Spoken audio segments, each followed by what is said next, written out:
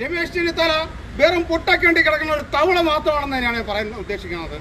യാദവ് കുലത്തെ കുറിച്ച് എന്തെങ്കിലും അറിയാമോ പ്രദേശ നേതാവിന്? ഇന്ത്യയുടെ ചരിത്രം എടുത്ത് നോക്കിയാൽ 45% യാദവ് സമുദായമാണുള്ളത്. ഇന്ത്യയിലെ ഏറ്റവും വലിയ സംഘടന എന്ന് പറഞ്ഞാൽ യാദവ് സമുദായമാണ്.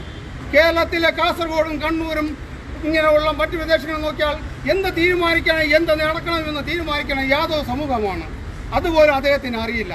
അദ്ദേഹം എന്ത് വിട്ടുദ്ധനമാണ് വിളിച്ചു പറയണമെന്ന് പോലും അദ്ദേഹത്തെ അറിയാതെയാണ് ഇന്ന് ഓരോ കാര്യങ്ങളിൽ നിന്ന് നീക്കിക്കൊണ്ടു പോകുന്നത്. ഇന്ന് പറയാമെന്നുണ്ടെങ്കിൽ ഈ പ്രതിഷേധ അദ്ദേഹത്തിനെ ഒന്ന് ഓർമ്മപ്പെടുത്താൻ വേണ്ടി മാത്രം ഇത് കേരളത്തിലെ രണ്ടാമത്തെ പ്രാവശ്യമാണ് രമേശ് ചെന്നിത്തല ഇത്രയും വലിയൊരു മോശമായ ഒരു പരാമർശം യാദവരെ കുറിച്ച് പറയണത്. നാം ഇനിയെങ്കിലും സംഘടിച്ച് ശക്തമായി നിന്നില്ലെങ്കിൽ യാദവ് സമുദായത്തെ ഇനി ഇവർ നാണം കെടുത്തുമെന്നാണ് ഞാൻ പറഞ്ഞത്. ഇന്ത്യയുടെ ചരിത്രം എടുത്ത് നോക്കിയാൽ തന്നെ നമുക്കറിയാം. 1962 ചൈന ഇന്ത്യ യുദ്ധം ഉണ്ടായ സമയത്ത് ഏറ്റവും സ്വന്തമായ റെജിമെന്റ് ഉണ്ടായിരുന്ന ഒരു സംഘടനയാണ് യാദവ് സമുദായം. അതുപോലെ തന്നെയാണ് മറ്റൊരു ചരിത്രം എടുത്ത് നോക്കാമെങ്കിൽ രമേശ് ചെന്നിത്തലയുടെ കൂടെ ഉള്ളവർ പോയി ചരിത്രം പഠിപ്പിച്ചു കൊടുക്കട്ടെ. ഒന്ന് നോക്കണം. ഇന്ത്യയുടെ ചരിത്രത്തിൽ തന്നെ ആദ്യത്തെ ഫ്രീഡം ഫൈറ്റർ അഴകമുത്തു യാദവ് ഒരു വ്യക്തിയാണ്. അതുപോലെ ഇദ്ദേഹത്തിന് അറിയില്ല. അദ്ദേഹം എന്തോ പൊട്ടക്കണ്ടി കാണുന്ന തവള മാതിരി വെപ്രാളം കൊണ്ട് വിളിച്ചു പറയുകയാണ്. മറ്റൊന്ന് പറയാമെന്നുണ്ടെങ്കിൽ ഇന്ന് ഇരിക്കുന്ന പ്രതിപക്ഷ കസാരയിൽ ഇരിക്കുന്നത് തന്നെ കരുണാകരനായ നമ്മുടെ മുൻ മുഖ്യമന്ത്രിയുടെ ഭാര്യ കല്യാണിക്കുട്ടിയമ്മ വേവിച്ചു കൊടുത്ത ആഹാരം കൊണ്ടാണ്. ആ കല്യാണിക്കുട്ടിയമ്മ ആരാണെന്ന് ഇദ്ദേഹത്തിന് അറിയാം. ഒരു യാദവ സ്ത്രീയാണ്.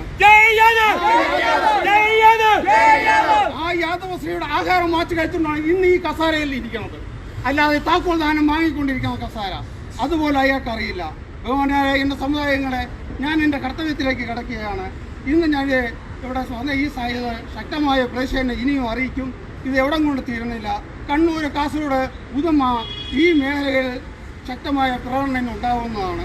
അത് ഇവിടെ സ്വാഗതം പറയുകയാണ് എൻ്റെ കർത്തവ്യം. സ്വാഗതം പറയുകയാണ് എൻ്റെ കർത്തവ്യം.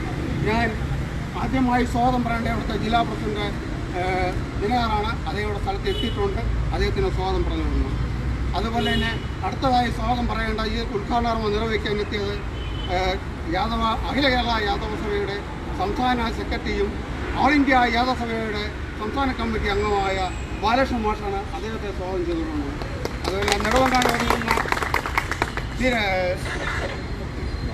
ആറ്റിങ്ങൽ നിന്ന് വന്ന സെൽവരാജ്, അദ്ദേഹത്തെ സ്വാഗതം ചെയ്തുകൊള്ളുന്നു.